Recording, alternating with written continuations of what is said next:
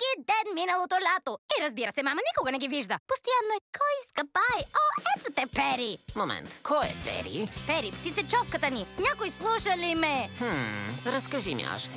Наближаваме 3 и всичко бързо отлетя. Мама е пред нас. Мама е пред нас. Но и наторът се включи и хвърли огън в точния час. Точния час.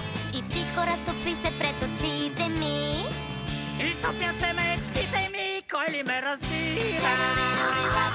Кой ли ме разбира?